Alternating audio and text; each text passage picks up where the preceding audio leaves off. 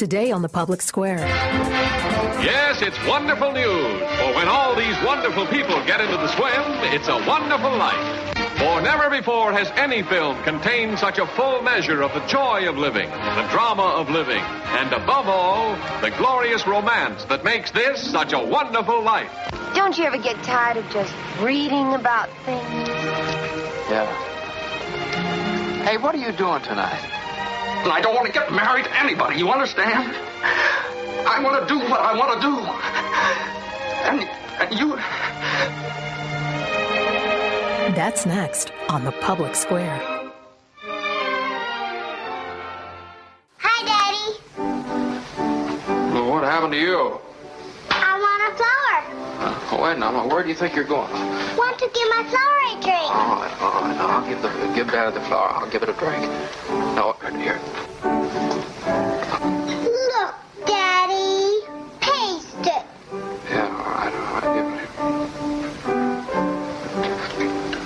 All right, we'll paste this together.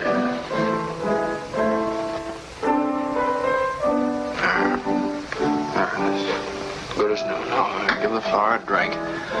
Now, will you do something for me? What? Will you try and get some sleep? I'm not sleepy. I want to look at my flower. I know, but you just go to sleep. And then you can dream about it. And it'll be a whole garden. It will. It is so great to have you tuned in here to the Public Square. I'm Wayne Shepherd. And by the way, before we go any further, Happy New Year's to all of our Public Square listeners. This is a very special time. It kind of represents a new start, and it does for us as well at the Public Square. As I said, I'm Wayne Shepherd. We've got Dave Zanotti at the table, and Jeff Sanders, and Rob Walgate, and Melanie Elsey. And we're here to just start this new year, and we're going to have some fun, I think, Dave, along the way doing it today. Well, this could be some shameless plugs for an old movie, Wayne. But as everybody knows, on New Year's Eve, I have a tradition of always watching that ancient film from Frank Capra. His best. It's a Wonderful Life. Yeah. Mm-hmm. And different people watch it through different times of the year. I've just picked that New Year's Eve would be the time because, to be honest with you, there's some life lessons in that movie that I think bear telling, and I think this time of year is a real good time to talk about them. Yeah, I just watched it a few days ago for the umpteenth time as well. It is amazing. There probably isn't any movie that I've watched as much as I've watched It's a Wonderful Life, and I'm sure that's true of a lot of people. Well, it's interesting because this movie completely fell out of favor in the viewing public, so much to the point that it actually lost its copyright protection.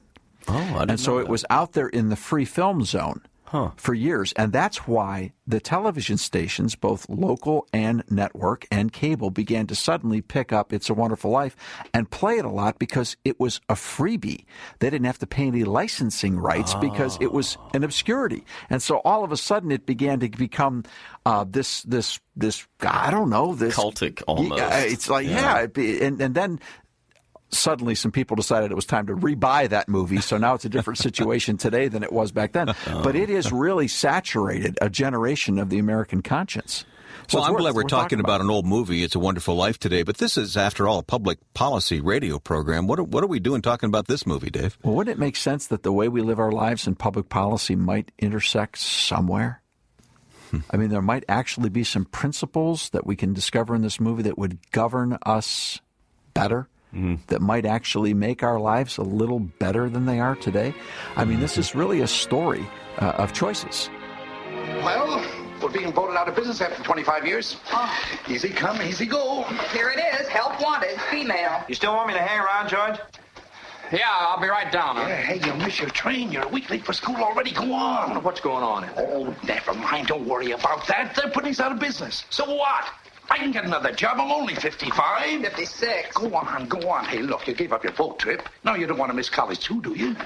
George, they voted Potter down. They want to keep it going. You did it, George. You did it. They got one condition. Only one condition. What's that? And that's the best part of it. They've appointed George here as executive secretary to take his father's place. Oh, no, but Uncle Billy is... You can keep him on, that's all right. As secretary, you can hire anyone you like. Dr. Cannon, now let's get this thing straight. I'm leaving right now. I'm going to school. This is my last chance. Uncle Billy here, he's your man. But, George, they'll vote with Potter otherwise.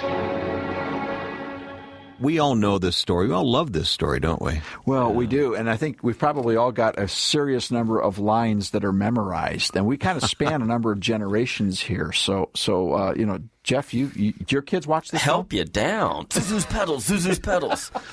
We watch this every year at Christmas time. I still can't watch the place where where Mr. Gower smacks him up the side of the head. That hurts too much. Oh, yeah, that's I have to turn painful. aside. You see that blood coming out. That hurts. Yeah, that hurts. Part hurts. Hee-haw! Merry Christmas. Oh, brother. All right, you two pixies, out the door. Through the window you go. That is one of the best lines. We use that in our home all the time. Okay. We really do. We might be losing a part of our audience who has not heard this movie or seen the movie. I'm the rarity in the room because I've only seen it once. Blasphemy. Okay. Even Alan looked up from the production room. He almost fell off his chair. In fact, he kind of looks like the guy in the in the lighthouse, the guardhouse. Yeah. Hey, where's your chewing tobacco? Come on, man. I'm about to rip You've my only clothes seen it here. once? Last week. Are you? Last week. First time? I wish the audience could see the faces. This is We can't air this. Well, did you like it? us. You barely American person, you that actually has only seen this once. And I'm going to embarrass my husband because he had not seen it either.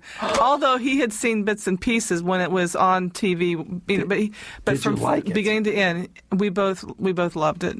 It really, if for those who are listening, don't get sucked into this tidal wave of those who have watched it for about a gazillion times. If you've not seen the movie, it is well worth the time to see it. What'd you like about the film? I liked the integrity and the genuineness of George's character. One piece that really struck me in the movie was after he had set his hopes and his plans in motion, and he was dead set that he was going to get out and go and be something elsewhere outside of this really small town. His brother came back, he had paid for his brother to go to college. Mm-hmm. His brother came back, and it was their deal that the brother would take over the savings and loans so George could leave and go make his way. Yeah. But the brother had met someone, a nice lady. They were already married, I think, at that point in the movie. Surprise, surprise. And he was being offered a job with her father's company, and you could see George's face fall. You could see his disappointment. But the first thing that actually came out of his mouth, if I remember correctly, was he's pulling aside his new sister-in-law and asking her, is this going to be good for him? His first concern was what was best for his brother. Mm-hmm. His first concern was not his own disappointment. And that, to me, spoke volumes. He feels Melanie, swindled, but he thinks about his brother first. Genuinely thinks about his brother. It wasn't a forced or contrived thing. His first genuine thought was for his brother's good. You know what, Melanie? You are hooked. Yeah. You're in the club now. You're going to want to see this every year. What'd you think of Melanie? What'd you think of Donna Reed's role? I thought it was just sweet, the way she loved him her entire life. I think there was a scene at the very beginning of the movie. Remember when she was a little kid? She was a little girl, and George she Bailey, even I love you to the day you die.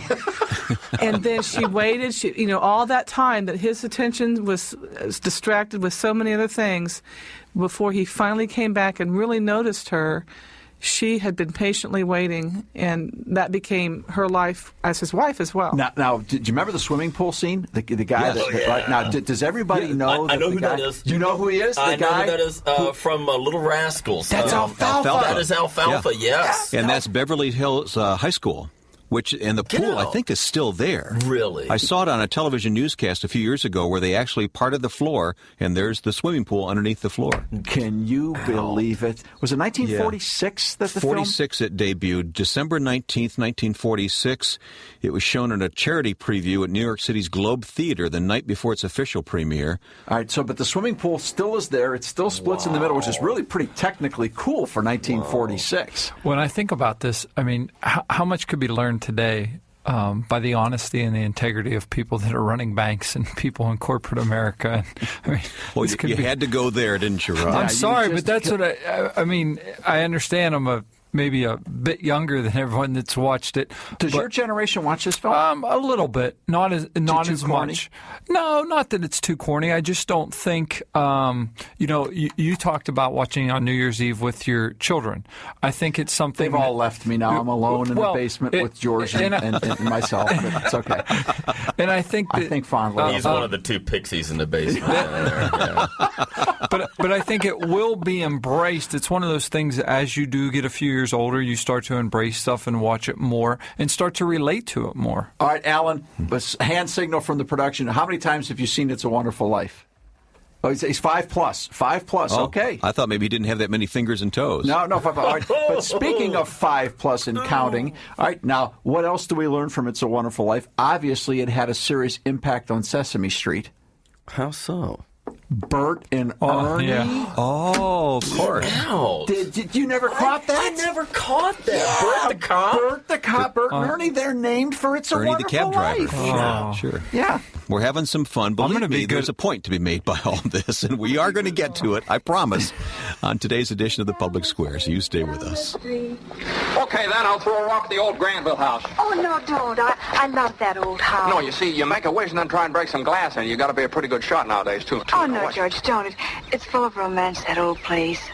I'd like to live in it. In that place? Mm-hmm. I wouldn't live in it as a ghost. Now watch. There's right in the second floor there, see? What'd you wish, George? Well, not just one wish, a whole hatful. Mary, I know what I'm going to do tomorrow and the next day and next year and the year after that. I'm shaking the dust of this crummy little town off my feet, and I'm going to see the world. Italy, Greece, the Parthenon, the Colosseum. And then I'm coming back here and go to college and see what they know. And then I'm going to build things. I'm going to build airfields. I'm going to build skyscrapers 100 stories high. I'm going to build bridges a mile long.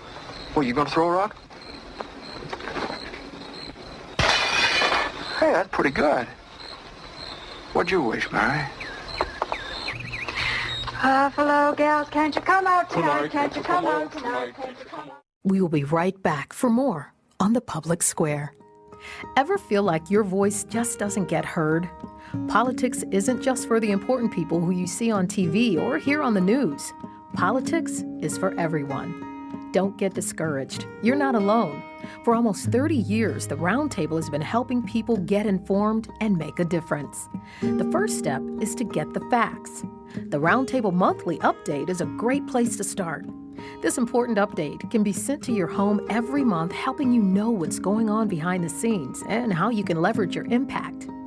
Thousands are reading the Roundtable Update every month. Why not join them? To get your first copy of the Roundtable Update, log on today to aproundtable.org. Let's see, there's our tithe, food and clothing budget, taxes, all the insurance, and the car payments.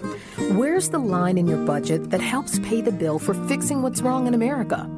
Log on today at aproundtable.org and join the growing team that's giving every month to get America back on track. Make your monthly contribution to aproundtable.org. Spreading the light of liberty across the land. Now back to the Public Square. Can't you come out tonight? Dance by the light of the moon. What'd you wish when you threw that rock? Oh, no. Come on, tell me. If I told you, it might not come true. What is it you want, Mary? What do you want? You want the moon? Just say the word and I'll throw a lasso around it and pull it down. Hey, that's a pretty good idea. I'll give you the moon, Mary. I'll take it. Then what? Well, then you could swallow it. And it'd all dissolve, see? And the moonbeams would shoot out of your fingers and your toes and the ends of your hair. Am I talking too much? Yes. Why don't you kiss her instead of talking her to death? How's that? Why don't you kiss her instead of talking her to death? Want me to kiss her, huh? Oh, youth is wasted on the wrong people. Oh, the things we're learning today on the Public Square about this old movie we've all seen. Even Melanie Elsie has seen it now. It's a Wonderful Life, starring Jimmy Stewart and Donna Reed and so many others. And we're kind of looking at this as a what we can learn from it, from where we are right now today in this country, Dave. You were going to say something about Jimmy Stewart, Jeff. Yeah, well, It's a Wonderful Life. It's about an ordinary guy, right, who does extraordinary things, right? Jimmy Stewart, in real life, when World War II broke out, he enlisted in the United States Army Air Corps, the Air Force, as a private. He was already a world-famous actor, and they wanted to make him an officer. He says, no, I'm starting off as a buck private. He later becomes, in World War II, a bomber pilot. I think he flew B-24 Liberators, maybe B-17s, I'm not sure, but they were heavy bombers over multitude bomber missions over Germany, shot at. He put his life on the line. Very risky job. And then, much later in life, he retired as a general in the Air Force, long after his movie career was over, or while it was still going on. But here's the thing.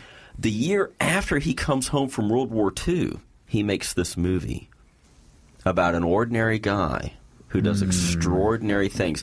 What was going through his mind while he was making this movie? He could have done anything in life. He didn't even have to join the military. I think that's the beauty of the setting being the small town. Bedford Falls. Bedford Falls is a community of ordinary people. It's not just one ordinary guy in a huge metropolis. It is a community of ordinary people, and that is what struck me at the end of the movie. And for those who haven't seen it, I don't want to give it away, but you will be overwhelmed by the extraordinariness, if that's a word, of the ordinary people. It's the power of community. It's just a stunning ending for this movie. It's awesome. Stewart said this was his favorite movie. Is that right? I'm not surprised. And he said that, of course, not when the movie was at its heyday. That was his favorite movie. And I think Frank Capra agreed that this was perhaps the favorite movie that he did as well. Wow. People say, well, come on, you people. That's so Pollyanna. That's so stereotypical. Well, now, wait a minute. What is – yeah, okay, some of that, sure. It's a story. But aren't some of the same conflicts the conflicts we face today? Yeah. Decisions that have to be made between people that and real immediate needs that are right in front of us versus the fantasies we'd all like to go chase. How about the theme of personal sacrifice? Oh. The sacrifice that Jimmy Stewart's character, George Bailey, made on behalf of the institution his father started, his family. It was one continual sacrifice after another. Yeah, and his dad began that for the sake of trying to create a platform whereby people could build a town and be independent of some of those people, Rob, you were talking about earlier, some of the big buck sort of nasty folks. They were trying to do the right thing the right way. And to be able to see in a timeline because of the flashback and having George go through this sort of this Christmas Carol-y experience where what would life be like if he had not lived at all, and all of the good things that would not have happened that would have ended up disastrous. I mean, I know you can remember examples of that in the movie, the little boy that would have been poisoned because of the pharmacist's error. His own brother who never would have been rescued. Right. Had he not saved him? That's right. Over and over again, this concept that I'm just an ordinary... And think about all the people who surpassed George, who were so much more important. They were famous. His brother was famous. His brother became a military hero. He was at the White House. His picture was all over the newspaper, and there was old George, Mr. Nobody. And then there was a Henry Wainwright. Remember? Oh, Hee-haw. All right, it was Wainwright. No, that wasn't Henry. But it was Wainwright, the guy that went off and made all those billions in plastics, and gave George a shot at the deal. And George just stuck with the old savings and loan, and just kept helping those poor people. And then there was Potter. Oh, it wasn't Lionel Barrymore the best bad guy they could find. You know? Extraordinary. Oh, extraordinary. Boy. There was all these famous people, and George kept being the last guy in the line, the last person in the train. I mean, his own doggone wedding day. He had to give up all of his money to save the savings and loan. He ended up spending his honeymoon in a broken down, abandoned house with Bert and Ernie outside the door singing liver pills. All right? I mean, you think about it. This guy was this downtrodden, end of the line, never a hero, never caught the break, never. He was just plain, Melanie. He was ordinary. But the nevers that you just mentioned, he was much more than that, because when the money was lost by, was it his uncle? Uncle Billy. Okay, his uncle lost a ton. $8,000. Which back then was a much larger than what we would consider $8,000 to be today. George never, in Potter's presence, blamed his uncle. He never threw Uncle Billy under the bus. He didn't. He took it. This was my fault. This is something that I did. Even when he was by himself talking to the angel, I think I did this. He never passed the buck, even when the buck could have been passed, because it really wasn't his fault. And he reached the point of total despair. He reached the point of saying, everything I've done, every sacrifice I've made, I've basically been abused. I've been left behind, and now in this horrific twist of fate, my drunken uncle, my father's brother, has tanked our company. Back when my wife and I had Mama Dollar and Papa Dollar, we gave up everything we had to keep this alive. And now the injustice of it all, we're all going to, and he's thinking, I'm going to jump off this bridge because I'm better off dead. I'm worth more to my wife and family dead than alive. We were talking about the power of the ordinary, and I've heard you use this quotation before from G.K. Chesterton, Dave. Can you bring that one up for me about, he spoke to this ordinariness, right? He said there's nothing more extraordinary than an ordinary man, an ordinary woman raising their ordinary children in a family. Think about that. And you think about the realities of the gospel coming to earth in a manger into very ordinary people. Who were the very first people who got the announcement? Oh, that went straight to CNN, right? And all the media elites, and they held a big seminar, and they all made tons of money off the announcement of the birth of Christ. Went to Caesar and went to all the great Greek philosophers out there, didn't it? Still not. So, wait. Wayne, can I give the answer? Yeah. Can I give the answer, teacher? Go ahead, Wayne. It was made to the shepherds. All right. And he claims the family connection ever since. That's right. All time in history. We have been blessed ever since. We still have one here, still proclaiming. It came to the night shift, to the folks in the middle of the field, to the ordinary people. I think about the ordinary people, and sometimes of what all of us, and I'm not speaking of all of us around the table, I'm speaking of all of us listening and around the country. It's tough to be ordinary when we want to drive the best SUV and live in the biggest house and have the nicest clothes. We get lost in that illusion many times for no reason. And we get lost in the concept of big.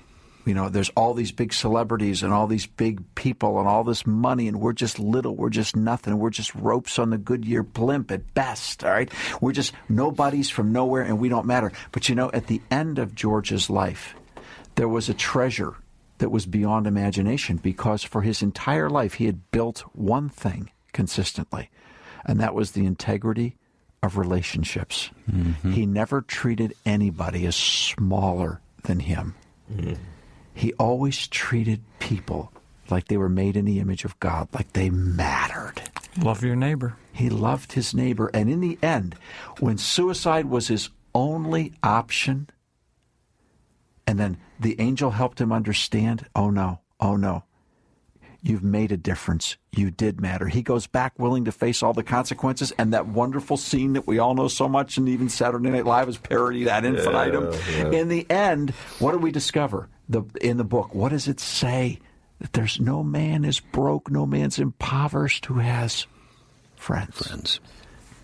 The wonder, the beauty of the contextual integrity of friendship in community was a greater treasure than all the wealth the world could bring. He was the luckiest man on earth. What do you say? No, Tom, you have to stick to your original agreement. Now give us 60 days on this. Okay, Randall. Are you going to Potter's? Better to get half than nothing. Tom! Randall, wait. Now listen to me. I beg of you not to do this thing. If Potter gets a hold of this building alone, there'll never be another decent house built in this town. He's already got charge of the bank, he's got the bus line, he got the department stores, and now he's after us. Why? Well, it's very simple. Because we're cutting in on his business, that's why. And because he wants to keep you living in his slums and paying the kind of rent he decides. Joe, you had one of those Potter houses, didn't you? Well, have you forgotten? Have you forgotten what he charged you for that broken-down shack? Here, Ed, you remember last year when things weren't going so well and you couldn't make your payments? Well, you didn't lose your house, did you? You think Potter would have let you keep it? Can't you understand what's happening here? Don't you see what's happening? Potter isn't selling, Potter's buying. And why? Because we're panicky and he's not. That's why. He's picking up some bargain. Now, we can get through this thing all right.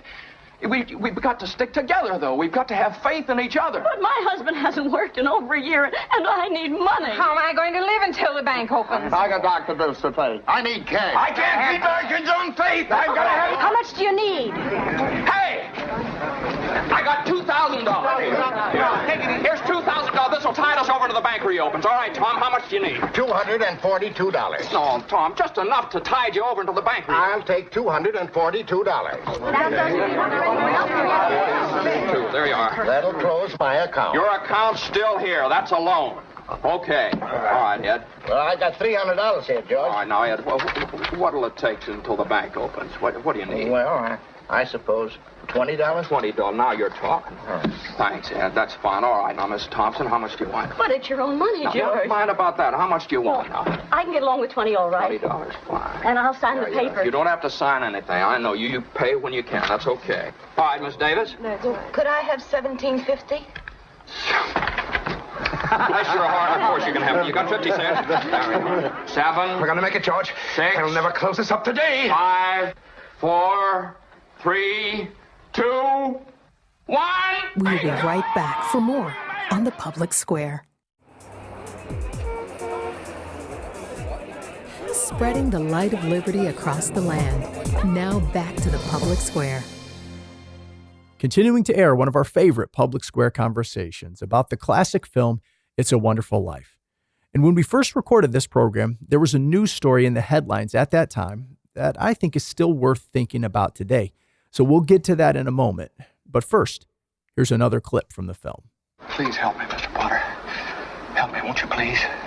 Can't you see what it means to my family? I'll pay any sort of a bonus on the loan, any interest. If you still want the building and loan, I'm... George, could it possibly be there's a slight discrepancy in the books? No, sir, there's nothing wrong with the books. I've just misplaced $8,000. I can't find it anywhere. You misplaced $8,000? Yes, sir. Have you notified the police? No, sir, I didn't want the publicity. Harry's homecoming tomorrow. They're going to believe that, well. What have you been doing, George? Playing the market with the company's money? No, sir, I haven't. Oh, is it a woman, then? You know, it's all over town that you've been giving money to Violet Bick. What? Not that it makes any difference to me, but why do you come to me? Why don't you go to Sam Wainwright and ask him for the money? I can't get a hold of him. He's in Europe. Well, what about all your other friends? Well, they don't have that kind of money, Mr. Potter. You know that. You're the only one in town that can help me. I've suddenly become quite important. Well, what kind of security would I have, George? You got any stocks? No, sir. Bonds? Real estate? Collateral of any kind? I have some life insurance. $15,000 policy. Yes, how much is your equity in it? $500.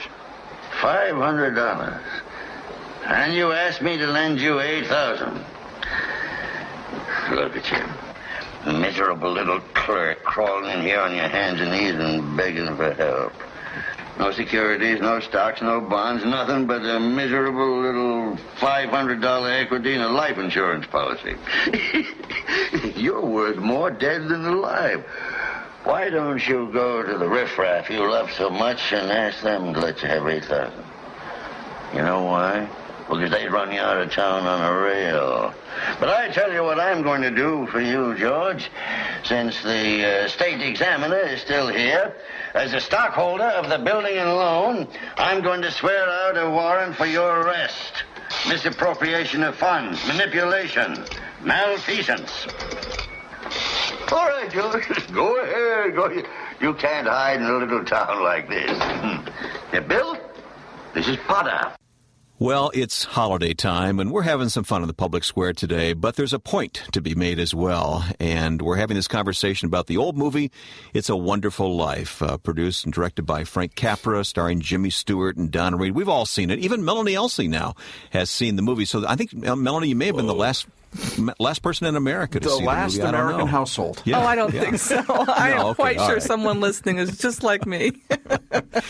But we're learning what we can from the movie today here, and as we always try to do in the public square, we try to walk away with some lessons learned. So, Dave, where are we going to go next with this one? Well, every good story needs a great bad guy, and we've certainly got a great bad guy in Lionel Barrymore being Old Mr. Potter. Yep. Mr. Potter, and if George had in fact not been around, Bedford Falls would have become Potterville. Which is an interesting concept because a lot of times many people who don't get fame or wealth or notoriety, who just keep showing up day after day, doing the same things over and over again. They're in early childhood ed centers and daycare centers, taking care of somebody else's kids, trying to share with them the love of Christ. Nobody knows who they are. They're changing tires and they're fixing vehicles sometimes for people who can't even pay. They're doing all kinds of jobs. They're at home. They're alone. They're infirmed. There's all or some people that are slugging away against the giant that seems to never move. All these little people, all of us, the great amounts of us who never get to the top, never have our 15 minutes of fame, never have the wealth of this world, who feel like if we weren't here, it would not have mattered at all. There will be a day when we will all see that it did matter. Because if you take all those people out of the equation, Wayne, then you do have Pottersville. You have Pottersville over and over and over again. And all is lost. Yeah. We got a really, really bad guy in Potter who really wanted to control everything just because of his own dictates. And, it was a banking situation. Well, of all things, I happened to find a story in the news not so long ago that reminded me of the practical realities of It's a Wonderful Life. Happened out in Oklahoma. Now, there was a bank out in Oklahoma. Now, this is a private corporation. Bank in Oklahoma that actually has a scripture verse on its website, and they actually had Christmas decorations in the bank. No, they had, and they were religious symbols in the bank, and a Bible verse on their website. Well, it seems that the auditors came in. Does this sound like the movie? The auditors came in and decided that all that stuff had to go. Because the auditors from the Federal Reserve System said, "Oh, you don't know about Clause B in this whole thing about being a bank in America." And Clause B says you're not allowed to have anything that would be discriminatory about your bank. And these clearly Christian Christmas Bible verse, well, so people could feel discriminated against. No, wait a minute. About your bank. You're not talking about a movie now. You're talking about reality. The United States of America, in this day, in this time, in this place, this is current news. And the Federal Reserve auditors came in and told that bank, you will take those scripture verses off your website. You will remove those crosses and Christmas decorations because you are not permitted in this country to display those things because they are by their nature discriminatory. And banks under United States law can't discriminate. This happened in America. Talk about Mr. Potter having relatives. All right. Did anybody else see this story? His relatives are in the Federal Reserve. I mean, they're right there. They wheeled right in. I never saw it. It's terribly underreported. But once I did read this, since you sent it to me, with the caveat, Jeffy, don't have a stroke when you read this. I did have a stroke. Thank you for preparing me, by the way. It was right after church. I was happy, filled with Merry Christmas cheer, and then I read this thing. But, it reminds me of an old saying I heard, with government shekels come shackles. And the moment you start allowing the government to get its hooks in you through money, then they have their right to own you in various sorts of ways. And that's what they were doing here. They're pulling their weight and saying, we pretty much own these banks. I think we've talked in previous broadcasts about the difference between first principles and the living, breathing Constitution. This is like Pottersville was the epitome of what life would be like under a living, breathing Constitution where things change for the worse. And the powerful people's opinions dictate reality always. Right. Yeah. Is this constitutional? I mean, was the Federal Reserve auditor coming in telling the private corporation how they will govern themselves, what they can have on the wall? Is that in the Constitution? Absolutely not. In fact, even the thread that they're trying to pull out from the Constitution, they're forgetting the free exercise thereof clause in the First Amendment. How convenient. Where's the authority for the Federal Reserve? Did they have any authority? I mean, were these people just making it up? What happened here? I don't know. This is Perkins, Oklahoma. It's a small town, privately owned bank. The Federal Reserve has regulations that banks must operate under. So are we saying the Federal Reserve itself has no authority to regulate banks? Is that the question? Well, but why would the Federal Reserve auditors consider the display of Christmas as discriminatory? Because they are stretching what's already been stretched. They are, you can't discriminate in who you grant a loan to, but that's very different than displaying something on the wall or the way you might greet somebody or putting a phrase on your website. That's not discriminating in how you disseminate funds. Wayne, for purposes of public policy, what they're saying is that the confession of anything that has to do with the gospel or the Bible is discriminatory, which in essence they're saying is it's illegal. People make the decision to walk through those doors of that bank. If they don't want to do business there, they don't have to do business. Just like I make the decision if I want to shop at a store or eat at a restaurant. It's their practices.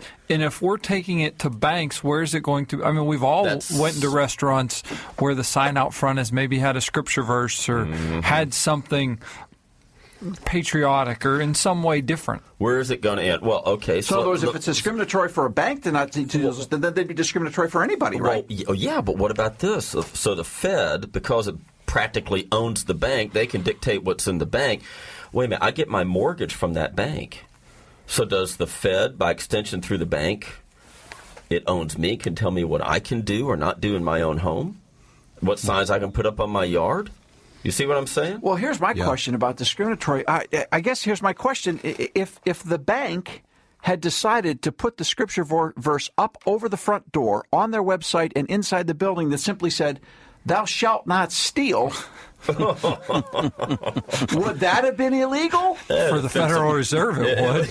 It would offend some politicians. Well, this conversation today has taken a turn from an innocent movie to the reality of what we're up against in our country today. We'll continue it, asking the question, so what? So what does all this mean? We'll answer that question coming up on The Public Square.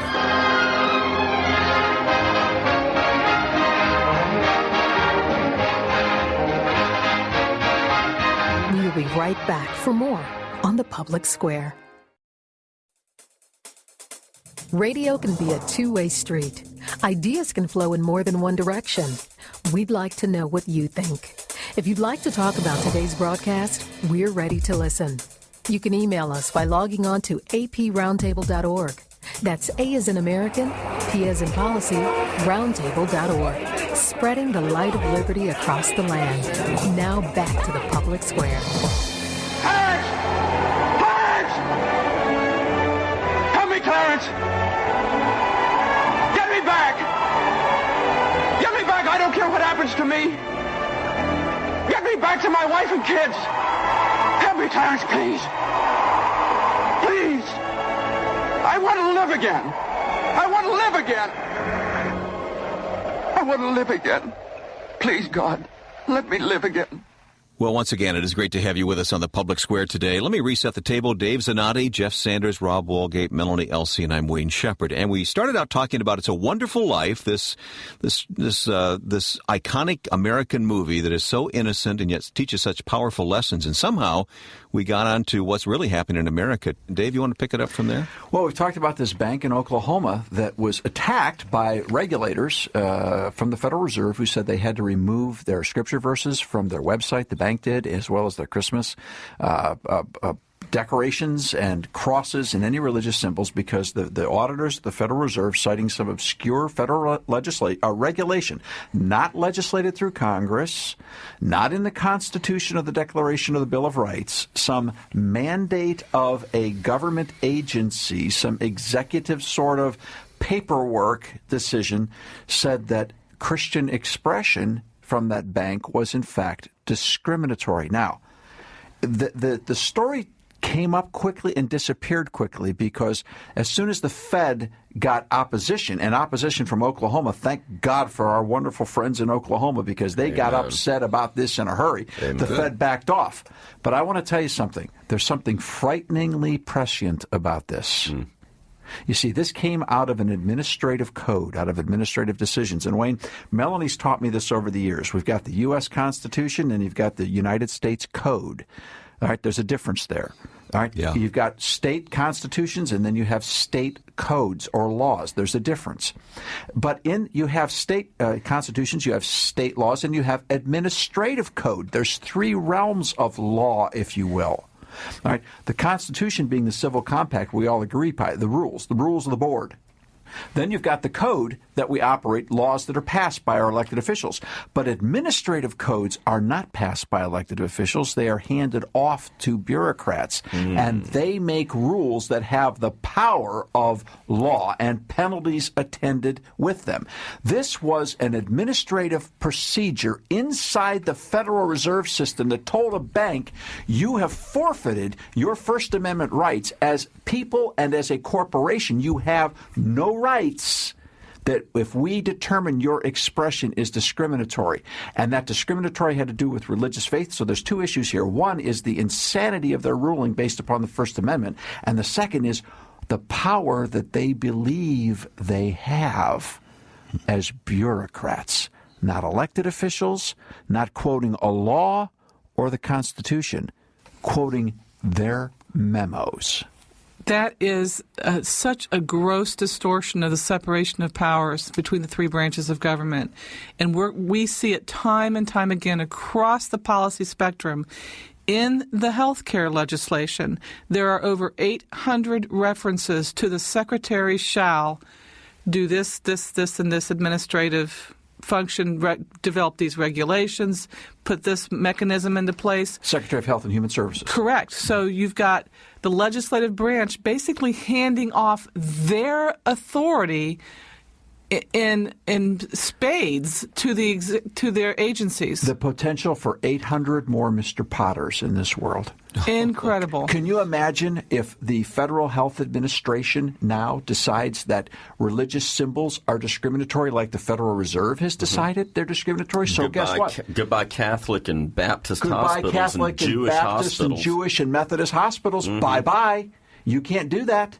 There's no right of conscience. There's no right of expression. You get those symbols off the walls. You can't have religious people in here working. Wait a minute. Chaplains? Are you sure? Military chaplains. Goodbye chaplain, U.S. Senate and the House. So there's multiple questions here. Religious liberty is a question, free expression, but then you also have power, separation of powers. This is a terrifying story that people missed because it's exactly what can happen. Exactly what can happen when the administrative branch takes control outside the constitutional boundaries. Our liberties are at risk, and you can take a beautiful bank like that bank in Oklahoma, and Wayne, you can turn it into Pottersville with a single piece of paper. Well, let's take a look at what did happen there and why did it happen. Why did they reverse themselves? Public opinion. Members of Congress from Oklahoma got upset. They started contacting the Federal Reserve and saying, what are you doing? And that's proof people got that they involved. had no statutory authority. I mean, that's proof. When you have these regulators switching out their policies, that proves the lack of legitimacy in the policy. Well, and Wayne, to your point, the Berts, the Ernies, the Uncle Billies, and Mr. Gowers all got involved and said, excuse me, this is Bedford Falls. This is not Pottersville. You're not bringing that stuff here. The so-called ordinary people. The ordinary people. Right. But see, I'll tell you, Wayne, what concerns me. All right, this was over an administrative piece, and this was something that was pretty far out there. The concern that I have is all the secret, latent authority that's being transferred from a health care bill that nobody has read, transferred to a bureaucracy that has no rules and regulations. They can make it up as they go along. And we weren't talking here about, here we were talking about a Bible verse on a website. When we get into the healthcare administration, you're talking about somebody's life. And an administrative code that gets a doctrine that just gets blasted out there. And the next thing you know, people are sick. People are dying. And where's Uncle Billy going to be then? Where's Mr. Gower going to be then? If we give them the power, what are they going to do with it? And have we made a mistake?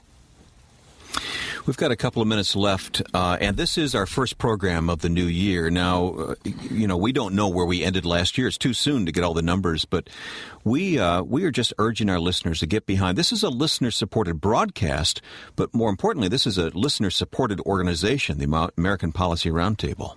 Wayne, at the end of every year for us, it's sort of, or the beginning of every year as well, it's sort of like that last scene in It's a Wonderful Life. Because I will tell you flat out, and Rob's sitting here with a big smile on his face, every dollar that we get, we give out, we give back. Because it's never been about us.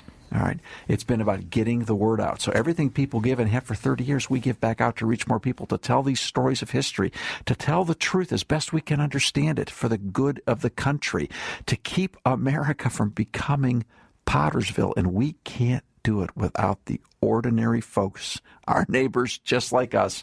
If we don't all do it together, this old savings alone ain't going to make it, friend. Mm-hmm. Rob, you get the final word today. Well, we appreciate all the listeners that are listening, and we appreciate the story of the movie that we talked about, It's a Wonderful Life. And the thing is, it's up to all of us to love our neighbors and to live out the Word of God, because our actions are going to speak for a lot longer and a lot louder than our words ever will. Help us start off this new year right. If you'd like to support the work of the American Policy Roundtable, you can do that securely, even right now, online at aproundtable.org. Hey, Happy New Year to everybody. Thanks to our panel, and thanks to our listeners for tuning in today.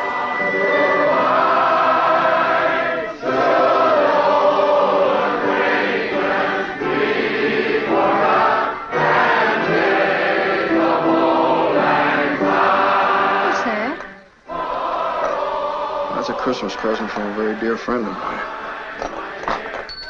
Look, Daddy, teacher says every time a bell rings, an angel gets his wings. That's right. That's right. Attaboy, Clarence.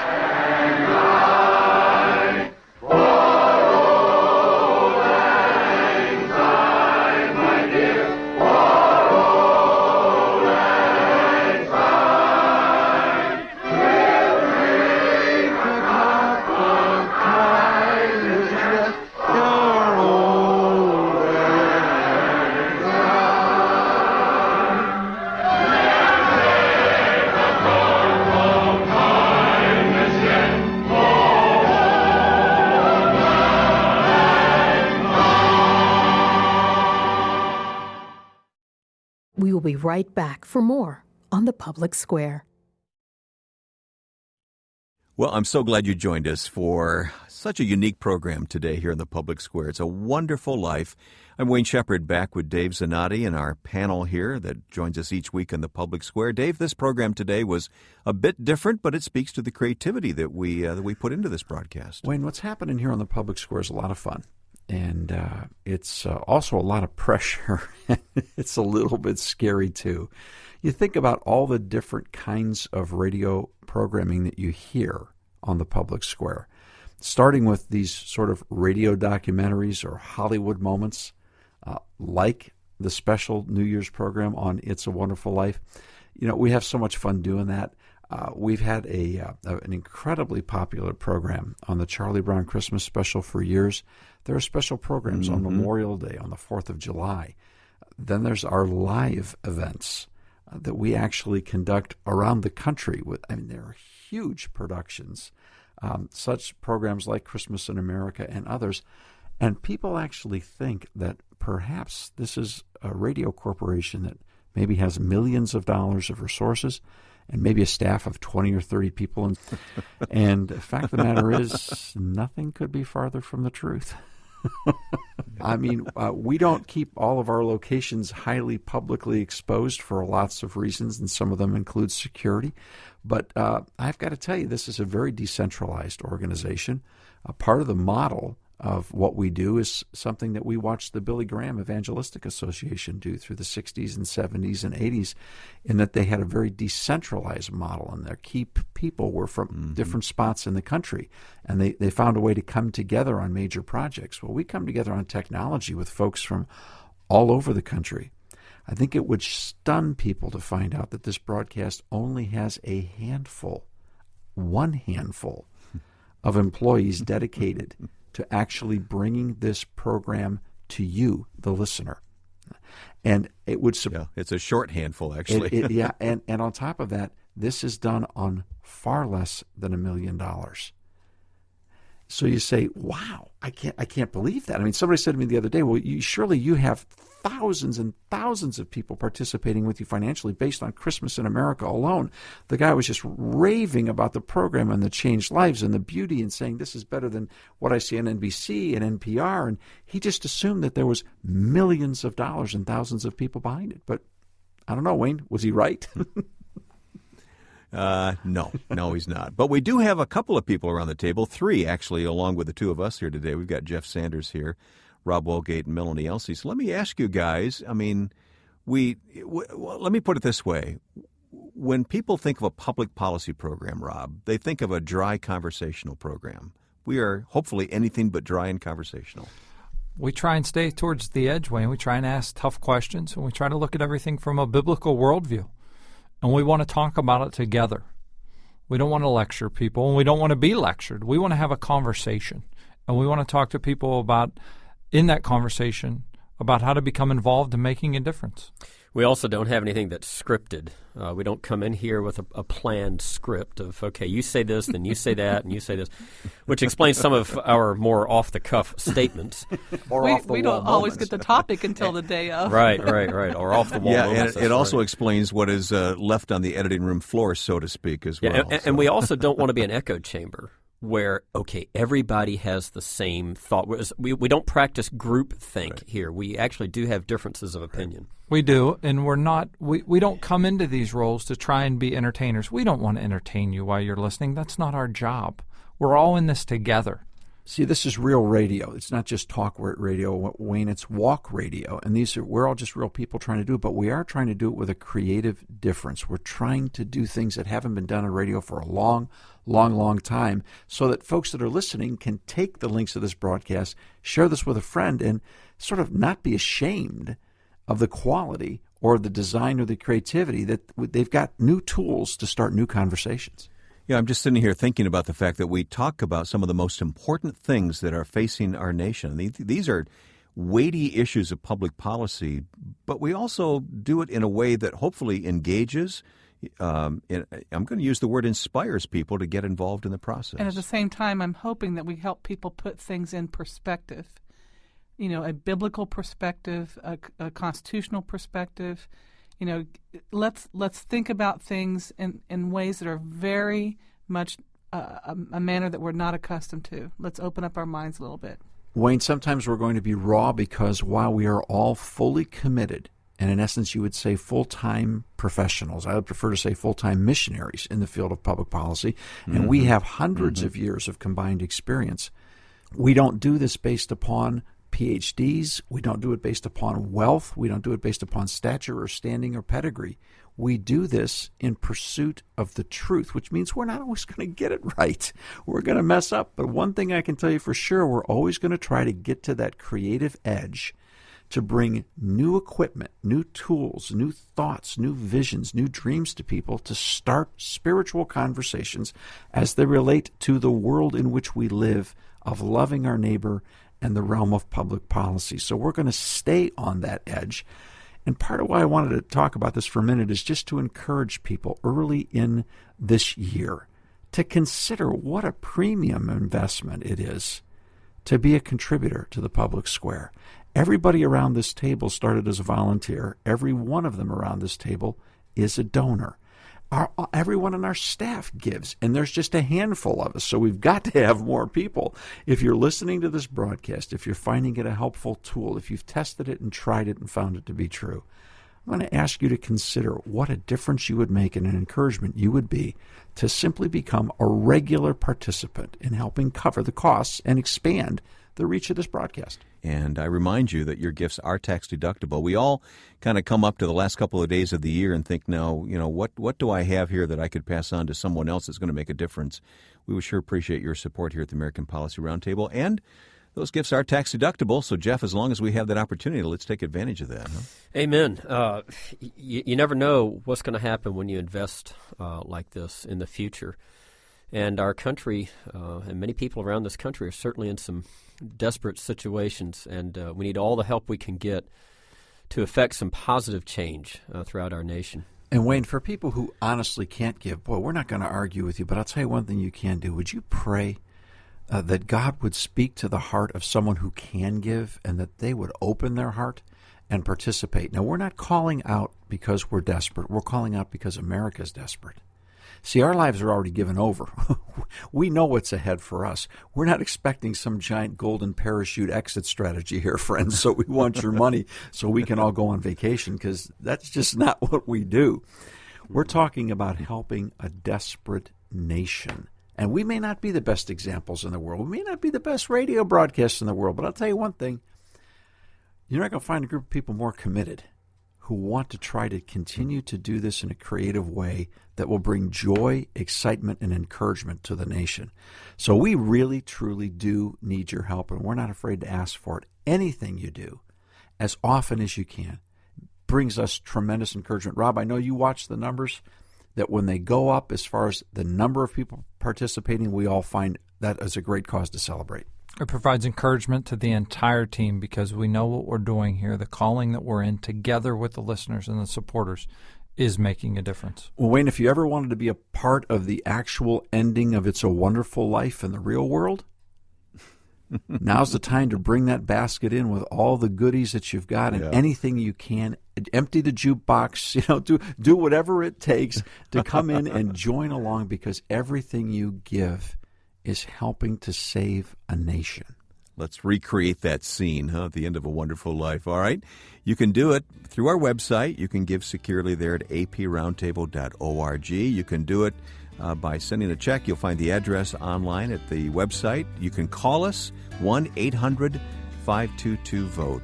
Either way you choose, we'll say thank you here at the end of one year and the start of another. So thank you from all of us at the American Policy Roundtable. And as always, thank you for listening to The Public Square.